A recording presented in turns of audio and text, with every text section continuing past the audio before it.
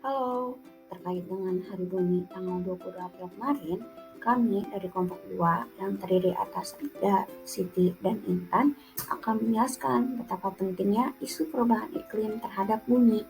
Dengan judul kami, Selamatkan Bumi dari Perubahan Iklim.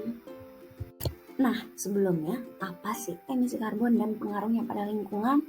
Emisi karbon itu sendiri yaitu pelepasan karbon ke atmosfer.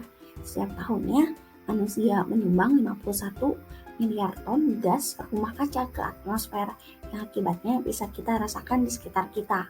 Pengaruhnya yaitu seperti bencana alam semakin tak terkendali, suhu lingkungan meningkat, dan permukaan air juga meningkat akibat dari mencairnya es di kutub seperti gambar pada layar, sehingga beberapa negara akan segera tenggelam. Lalu ada sumber emisi gas rumah kaca, karena hampir setiap aktivitas dari manusia itu sendiri menghasilkan emisi.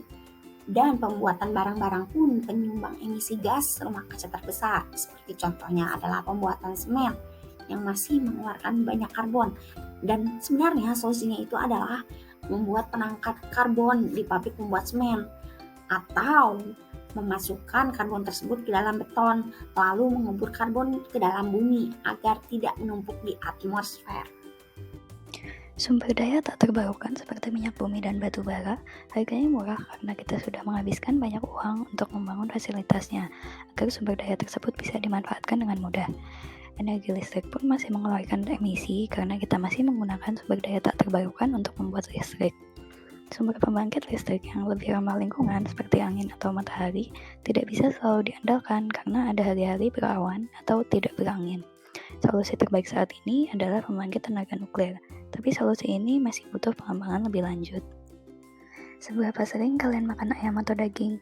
Hewan ternak mengeluarkan metana yang bisa meningkatkan suhu lingkungan, tapi kita tidak bisa membuat semua orang jadi vegetarian kan?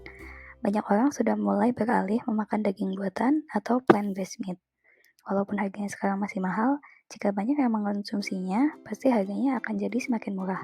Kita juga bisa membuat makanan lain agak lebih awet agar tidak banyak makanan terbuang, misal dengan coating secara kimia.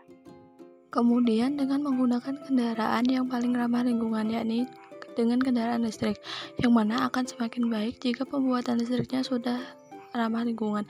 Tetapi kendaraan besar yang menempuh jarak jauh seperti kapal kargo dan juga pesawat belum bisa menggunakan listrik. Oleh karena itu, baterai yang digunakan masih butuh inovasi agar bobotnya lebih ringan dan bisa menyimpan daya yang cukup besar untuk digunakan perjalanan jauh. Karena itu juga kita harus membuat biofuel yang mudah diakses untuk semua orang. Selanjutnya, hal yang dapat kita lakukan yakni memilih pemanas dan pendingin yang ramah lingkungan, yaitu dengan mempelajari spesifikasi barang sebelum membeli. Perlu diketahui bahwa barang-barang yang lebih murah cenderung cepat rusak dan mengeluarkan emisi yang lebih banyak. Kemudian, dalam memilih pemanas air disarankan yang menggunakan listrik bukan gas. Demikian penyampaian tugas dari kelompok 2. Mari selamatkan bumi kita dengan mengurangi emisi gas rumah kaca seperti dengan cara-cara yang telah dijelaskan sebelumnya. Sekian dan terima kasih.